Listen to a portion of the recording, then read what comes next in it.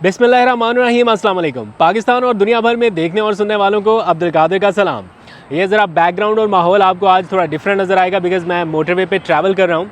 एक जगह पे नमाज़ पढ़ने के लिए रुके तो मैंने सोचा आपसे थोड़ी बातचीत कर ली जाए। तो वालिद साहब से मैंने कहा कि अगर आप मुझे 10 मिनट दे दें तो मैं ज़रा नाजरीन से मुखातिब हो सकता हूँ। तो उन्होंने मुझे गाड़ी में से डायरी भी निकाल के दी, बॉल पेन भी ढूंढ के दी कि अच्छे से तैयारी करो और अच्छे से बातचीत करो। तो जब तक वो वॉक कर रहे हैं यहाँ पे, मैंने सोचा आपसे बातचीत कर ली जाए। फ्यूल भी गाड़ी में डलवा लिया और यकीन माने उस रेट पे नहीं मिला जिस रेट पे प्राइम मिनिस्टर ऑफिस ने कल रात ऐलान किया था कि 15 रुपये से पता नहीं कितने पैसे ज़्यादा फ्यूल कम कर दिया। टीवी चैनल्स पे ब्रेकिंग न्यूज़ और सारा कुछ नशर हो गया और उसके बाद पता चला कि नहीं, 4 रुपये फ़ी लीटर है। एनीवेज़, चलो कुछ भी राहत मिली आवाम को। 4 रुपये पेट्रोल कम किया, आज 3 रुपये बिजली फ़ी यूनिट महंगी कर दी, उसकी मंजूरी दे दी है। तो पेट्रोल इतना सस्ता करके वो बारे में था या ये बिजली महंगी करके ये नुकसान में गया, कुछ समझ नहीं आ रही।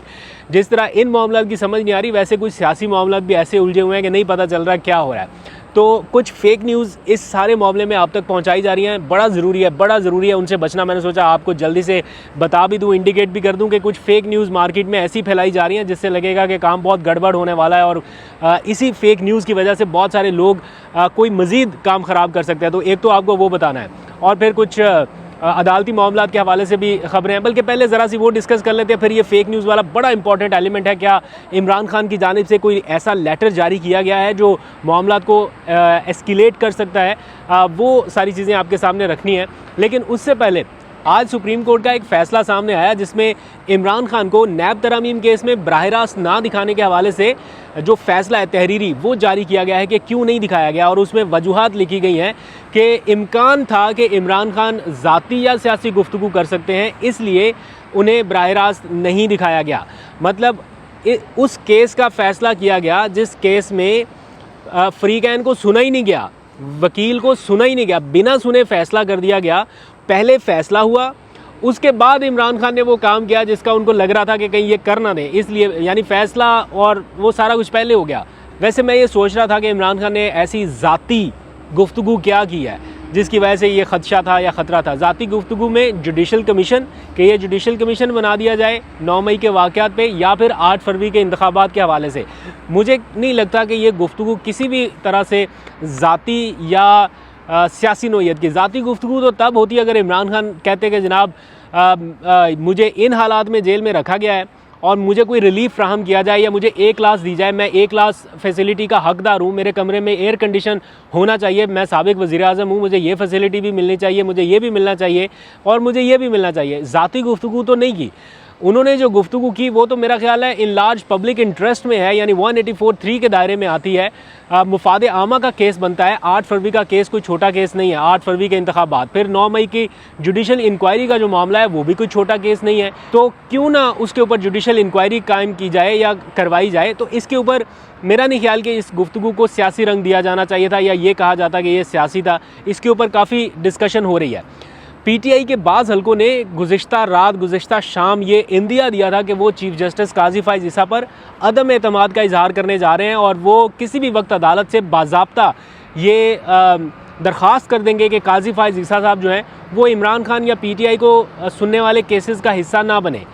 तो अब ये खबर आई, यानी आज की जो लेटेस्ट डेवलपमेंट में, ऑल्दो कि टीवी चैनल्स के ऊपर फेक न्यूज़ भी चल रही हैं कि जनाब ये मुतालबा कर दिया गया है या खैबर पख्तूनख्वा हुकूमत की जानिब से ये कोई ख़त लिख के मुतालबा किया गया है। फ़िलहाल ऐसा कोई मुतालबा नहीं किया गया।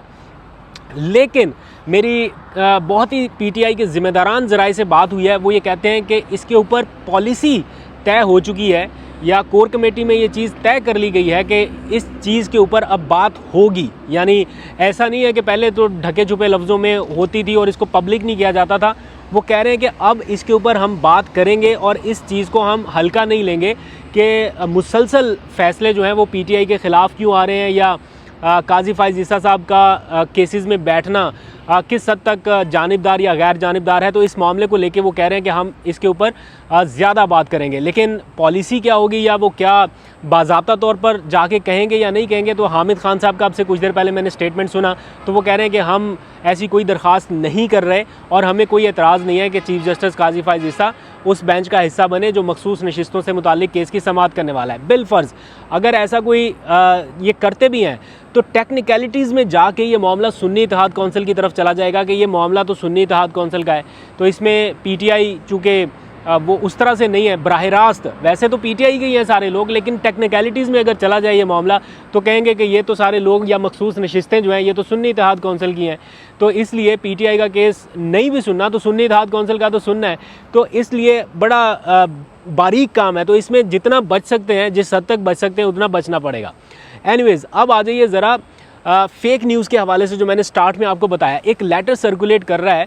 एक तो ट्वीट वाला मामला आपको पता है कितना ज़्यादा इस वक्त हॉट डिबेट बना हुआ है, हर जगह पे ट्वीट डिस्कस हो रहा है। इमरान खान का ट्विटर अकाउंट, उसको लेके कानूनी कार्रवाइयाँ खुल गई हैं। कोई कह रहा है ट्विटर अकाउंट बंद होने जा रहा है, कोई कह रहा है कि गद्दारी का मुकदमा होने जा रहा है। आज एफआईए ने पीटीआई के 3 सीनियर रहनुमाओं को बुला लिया मंगल के रोज़ के जनाब आएँ, आके आप इन्वेस्टिगेशन जो है वो ज्वाइन करें। रऊफ़ हसन को बुला लिया है, उमर अयूब को बुला लिया गया है, और साथ ही पीटीआई चेयरमैन बैरिस्टर गौहर को भी बुलाया गया है कि आप आइए, आके बताइए कि ये ट्वीट कैसे हुआ। अब ये तीनों मेन पीटीआई के लोग हैं जो बराह रास्त ज़िम्मेदार तो नहीं है, लेकिन इस किस्म की मुशावरत जो है वो कम से कम इनसे होती है। और जहाँ तक मेरी इन्फॉर्मेशन है, इमरान खान साहब ने इस ट्वीट के हवाले से जो सियाको सबाक था या जो मतन है जिसको कहा जा सकता है, वो इन्हीं लोगों में से किसी को डिक्टेट कराया या इन्हीं लोगों को अप्रूव करके दिया कि ये चीज़ जो है वो जानी चाहिए। उसमें क्या क्या चीज़ें एग्जैजरेट हुई या क्या ओवरडू हुआ उसके बारे में नहीं, लेकिन बहरहाल ये 3 लोग हैं। अच्छा, अब इस चीज़ को लेके कि पहले पीटीआई चली गई बैकफुट पे और उन्होंने कहा कि जनाब ये नहीं होना चाहिए, ये बिल्कुल देखें, इसको देखना पड़ेगा। किसी ने कहा कि उनका सोशल मीडिया बाहर से कंट्रोल होता है, हम बात करेंगे बाहर के लोगों से जो हैं, अगर अमेंड करना पड़ा अमेंड कर देंगे, डिलीट करना पड़ा डिलीट कर देंगे। तो एक मोमेंट को लगा कि पीटीआई काफ़ी ज़्यादा डिफेंसिव मोड पे चली गई है। लेकिन फिर जब कल शाम कोर कमेटी की मीटिंग हुई, उसके बाद मेरे ज़राए ऐसा बताते हैं कि इसके ऊपर ऐसा कंसेंसस पाया गया है कि डिफेंसिव होने की ज़रूरत नहीं है। वो अब मुझे नहीं पता आगे चल के इसके ऊपर क्या उन्हें सामना करना पड़ेगा नताइज का, या क्या किस किस्म की इंक्वायरीज़ होंगी, लेकिन एट द मोमेंट जो कंसेंसस मुझे नज़र आया, शायद कोई इक्का दुक्का लोग ऐसे हैं जो अभी भी ये सोचते हैं कि यार ये नहीं करना चाहिए या डिलीट कर दें, व्हाटएवर, वो उनकी अपनी चॉइस है। लेकिन जो ओवरऑल पीटीआई की हायरार्की है उसमें इज्तमाई जो सोच है वो मैं आपको बता रहा हूँ, वो ये है कि डिफेंसिव नहीं होना। एक ऐसे मौके पर जब एग्रेसिव होकर आगे बढ़ने की ज़रूरत है तो डिफेंसिव या अपोलोजेटिक होने की ज़रूरत नहीं है। और मेरा ख्याल है ऐसे कोई सिग्नल्स या ऐसे कोई मैसेजेस अब इमरान खान साहब की तरफ से भी गए हैं पार्टी की तरफ। अब देखते हैं इसके बारे में मज़ीद वेरिफिकेशन भी की जाएंगी, क्या हो सकता है, क्या मुमकिनात हैं, इसके ऊपर तो खैर आगे आने वाले वक्त में पता चल जाएगा। लेकिन एक फ़ेक न्यूज़ इससे जुड़ी आज फैलाई गई, वो ये कि इमरान खान ने कोई ऐसी हिदायत कर दी है कि जनाब ये जो कुछ हुआ ये सारा कुछ ठीक है और इसको और तेज़ी से आगे फैलाया जाए, और 8 जून का जो इस्लामाबाद में पीटीआई का जलसा होने वाला है उस जलसे में ये वीडियो प्ले की जाए। मतलब अगर कोई भी न्यूज़ सेंस रखने वाला बंदा हो या इन हालात की सेंस रखने वाला बंदा हो, उसे फ़ौरन पता चल जाएगा कि ये ऐसा पॉसिबल नहीं है। इस वक्त पीटीआई को जलसे की इजाज़त नहीं मिल रही, और ओपनली पब्लिकली पीटीआई रिटर्न में ये नोटिफिकेशन जारी कर सकती है कि जनाब इस वीडियो को उस जलसे में दिखाया जाएगा। लेकिन कुछ सहाफ़ी, कुछ ऐसे सहाफ़ी जो कहीं ना कहीं प्रोपेगेंडे का हिस्सा बन जाते हैं, जानबूझ के बन रहे हैं, अभी भी बन रहे हैं, और वो ये फ़ेक लेटर जो है वो पोस्ट कर रहे हैं और बता रहे हैं कि देखें जी इमरान खान ने ये हिदायत की है, और बिलफर्ज ये हिदायत की भी है, तो क्या इस हिदायत का सेक्रेटरी जनरल उमर अयूब ने नोटिफिकेशन जारी करना था कि ये नोटिफिकेशन है? इमरान खान की हर हिदायत का क्या नोटिफिकेशन जारी होता है? अगर इमरान खान ने ये कहा था कि ये 8 जून के इस्लामाबाद के जलसे में दिखाई जाए, तो क्या ऐसे मामले का नोटिफिकेशन जारी होता है? हमें नहीं पता कौन सी चीज़ों का नोटिफिकेशन जारी होता है। तो खैर ये जब सोशल मीडिया के ऊपर नोटिफिकेशन गर्दिश कर रहा था और बड़े सीनियर जो सहाफ़ी हैं उन्होंने पोस्ट किया और बड़ा प्रोवोक करते हुए पोस्ट किया, तो मेरे पास भी ये पहुंचा, तो मैंने इसकी वेरिफिकेशन की, पीटीआई के ज़िम्मेदारान को भेजा और उन्होंने बताया कि ये बिल्कुल फ़ेक है और ऐसी कोई बात नहीं है, ना कोई ऐसा नोटिफिकेशन निकाला गया है, ना निकाले जाने का इरादा है। तो इसलिए मैं आपको कह रहा हूँ कि इस बहुत ही क्रूशल मोमेंट पे अपने आप को फेक न्यूज़ से भी बचा के रखना है। तो जो आपके पास चीज़ आती है, अगर आपको लगता है कि कोई नोटिफिकेशन है या कोई चीज़ है, वो डेफिनेटली पीटीआई के सोशल मीडिया अकाउंट्स के ऊपर पोस्ट होती है अगर ऑथेंटिक हो। अगर नहीं है तो फिर जब तक उसकी कोई तस्दीक या वेरीफाइड कोई पीटीआई का ओहदेदार आपको ना बता दे या पोस्ट कर दे, तब तक आपको बिलीव करने की ज़रूरत नहीं है। अच्छा, कुछ और मामलों के ऊपर भी बात करते हैं। ये जो हमीदुर रहमान कमीशन वाला सिलसिला शुरू हुआ और इसके ऊपर इतनी ज़्यादा डिबेट हुई, ये सारा मलबा पहले तो आ रहा था ना पीटीआई के ऊपर, और बड़ा पीटीआई जैसे मैंने बताया डिफेंसिव हो रही थी। वो बाद में पता चला यही बात नवाज शरीफ साहब कर चुके हैं, बाद में पता चला यही बात मरीम नवाज़ ट्वीटों में कर चुकी है, फिर साद रफ़ीक साहब के पुराने ट्वीट, अब उज़मा बुखारी और इधर से जनाब आता तारड़ और बाकी सारे आगे प्रेस कॉन्फ्रेंसेस कर रहे हैं। तो जैसे जैसे वो प्रेस कॉन्फ्रेंस कर रहे हैं उनके अपने लोगों के पुराने बयान जो है वो सामने आ गए, लोग निकाल के दिखा रहे हैं कि जनाब ये देखें, ये भी देखें, ये भी चेक करें, ये क्या हो रहा है, ये आपके अपने लोगों ने ट्वीट्स किए हुए हैं। अगर इमरान खान के खिलाफ मुकदमा बनाना है, आइए इधर भी शुरू कीजिए।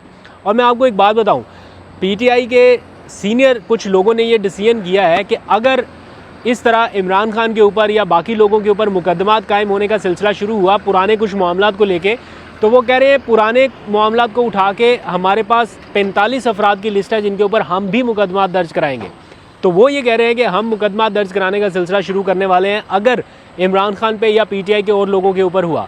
वैसे तो अभी तक ये बहुत सारी बातें ही सुनी है मैंने कि हम ये कर देंगे, खैबर पख्तूनख्वा में ये हो जाएगा, जनाब FIR ख़त्म हो जाएंगी, एहतसाब होगा, जिन्होंने पीटीआई के लोगों के साथ जुल्म किया उनको कटहरे में खड़ा करेंगे। अभी तक कुछ भी नहीं हुआ, ना आईजी बदल सका, ना एक भी पुलिस वाला कहीं पे बदला, ना किसी का एहतसाब हुआ, ना कोई FIR वापस हुई। अगर कुछ हुआ भी है तो वो कोई पब्लिक नहीं हुआ। तो कहीं ना कहीं लोग फिर ये सोचते हैं कि बातें बहुत बड़ी बड़ी हो रही हैं लेकिन कोई रिज़ल्ट सामने नहीं नज़र आ रहा। तो खैर ये सिचुएशन है, और बाकी तो मामला आपके सामने चलते ही है। पीटीआई अब एग्रेसिव मूड में जिस तरह जा रही है, आज मुराद सईद का एक ट्वीट भी आपकी नज़रों से गुजरा होगा, और भी बहुत सारे लोग अब कॉल्स दे रहे हैं कि कुछ एहतजाजी तहरीक या कोई नई मूवमेंट की तरफ मामला जाता दिखाई दे रहा है और इमरान खान किसी वक्त भी ऐसी कोई कॉल दे सकते हैं। पीटीआई के लिए इन हालात में जब वो कन्वेंशंस करने जा रही है, पता नहीं उनको 5 जून से लेके 15 जून तक कन्वेंशंस करने, उनको परमिशन मिलेगी भी या नहीं मिलेगी उनको आइडिया नहीं है, लेकिन देखते हैं अगर उन्हें इजाज़त मिल गई तो फिर शायद वो कोई एहतजाजी तहरीक की तरफ बढ़े। शेर अफजल मरवत साहब तो दुबई से बैठ के बयान दे रहे हैं कि मेरे से कोई भीख की तवक्को ना रखे। तो उन्होंने वो समझते हैं उन्होंने जो करना था वो कर दिया है। अब वो थोड़ा सा नाराज़ भी हैं, वो अपनी नाराज़गी का इज़हार बेहतर अल्फाज में नहीं कर रहे। तो उनके जो लोग हैं वो उनसे जितना खुश थे या जितना उनको गले लगा रहे थे या जितना उनको उन्होंने हीरो बनाया था, अब वही लोग उनको ट्रोल कर रहे हैं कि ये कोई मुनासिब लफ्ज़ नहीं है, अगर आपको एक ओहदा नहीं मिला तो आप ओहदा ना मिलने पर ये सारा कुछ कर रहे हैं। बहरहाल उनकी अपनी सोच है, लेकिन जो पीटीआई के लोग हैं वो कदरे नाराज़ दिखाई दे रहे हैं। खैर आखिरी खबर ये कि पीर को साइफ़र केस दोबारा से आपको पता है आ रहा है। अब एक ही दिन बाकी रह गया संडे का, पीर से साइफ़र केस आ जाएगा, तब भी आपको पता चलेगा कि साइफ़र केस में से क्या निकलना है। पीर का दिन मेरा ख्याल है इमरान खान के रिलीफ़ का दिन होगा, और फिर 3 जून से आपको पता है वो मामला भी शुरू हो रहा है, ये मखसूस नशिस्तों वाला। तो सुप्रीम कोर्ट शोडाउन भी अलग से शुरू होगा। आपको अपडेट करता रहूँगा। अभी तक के लिए इतना अपना बहुत सा ख्याल रखिए। अल्लाह हाफ़िज़।